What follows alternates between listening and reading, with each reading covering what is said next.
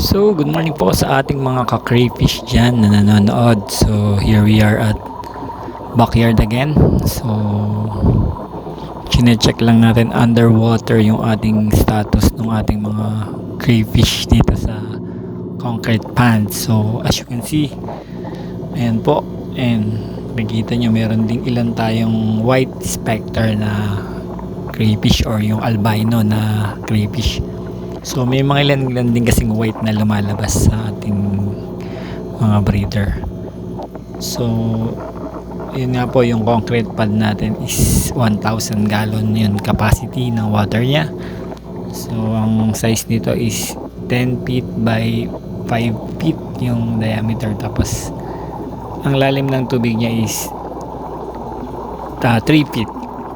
So ganun, try natin kasi dati mababaw lang, pero sinubukan natin na mapalalimin, pero dinagdagan natin ng oxygen dun sa water. So dinagdagan natin ng aerator.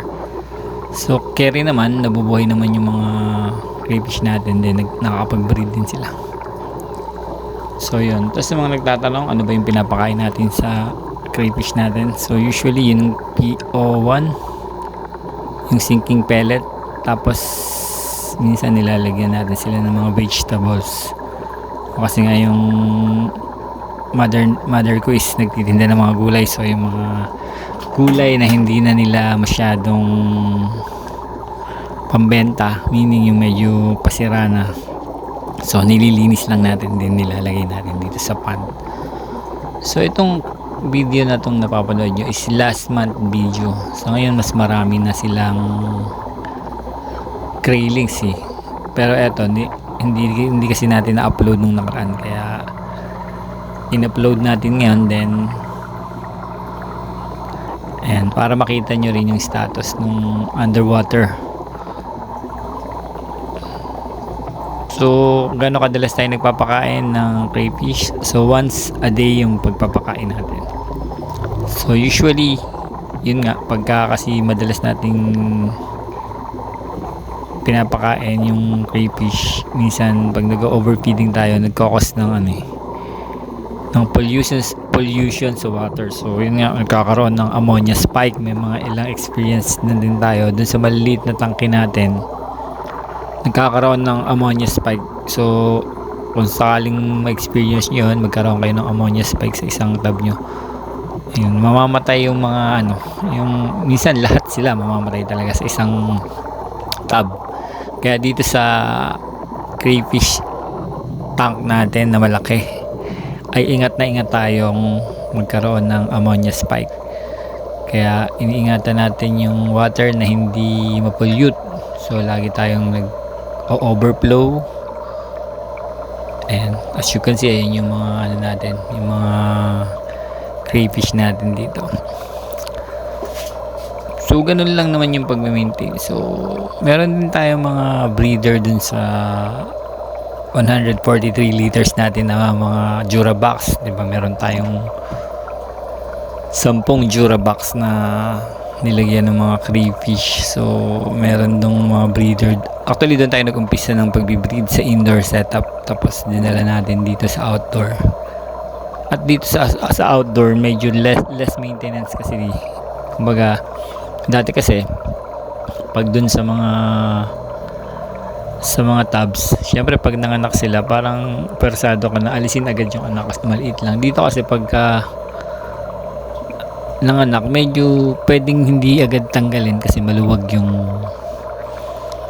pond. Pero sa ngayon nag-iisip na rin tayo mag-expand kung paano natin mas mapaparami pa yung breeding area natin, kasi medyo dumami na rin talaga yung natin, yung crayfish natin.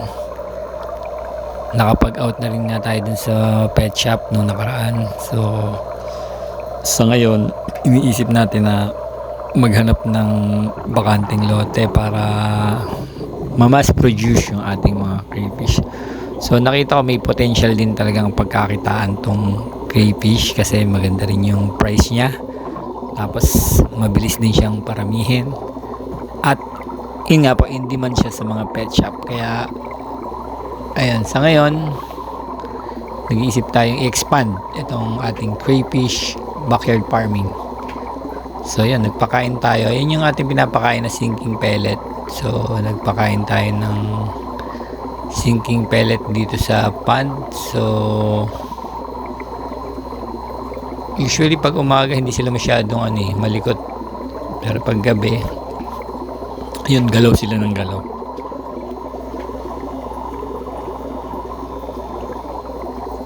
So yan yung ating crayfish. So sa mga gustong bumili, so nag-out nga pala tayo ng mga krillings or pwede rin yung mga adult size na rin. Siguro message na lang po kayo, ilalagay na lang natin yung number dito sa description ng video na ito. So nagbebenta rin tayo ngayon kasi dati maraming nagme-message kung magbebenta ba tayo, pero hindi tayo makasagot kasi kukunti pa lang dati yung mga paanak natin. Pero sa ngayon, significant number na pwede na tayo magbenta. So actually may mga ilan na rin po tayong nadala sa pet shop. Nung nakaraan, nakapagdala rin tayo ng mga 36 pieces or mga ganun. Doon sa isang pet shop, umorder sila. Tapos, ayun, yung ibang mga pet shop, aalokin din natin. So may mga umorder online. Kaya lang minsan pag sa online kasi hindi ko masyadong masagutan kasi pag malalayo, nagwo-worry din ako na i-ship ng malayo yung mga crayfish, baka mamatay lang siya. So pinag-aaralan natin yung shipping sa malayo, hindi pa natin perfect. So yung mga malalapit lang dito sa Pasig, yun yung pwede nating deliveran, yun, via Lalamove or via Grab Express. So yun po, yun yung status ng ating pagbebenta sa mga nagtatanong. So order lang po kayo dito sa JTB Aquatics, dito lang po sa Pasig. So pwede po via delivery sa bahay nyo. So that's it. And so tapusin na lang natin yung pagpapakain, then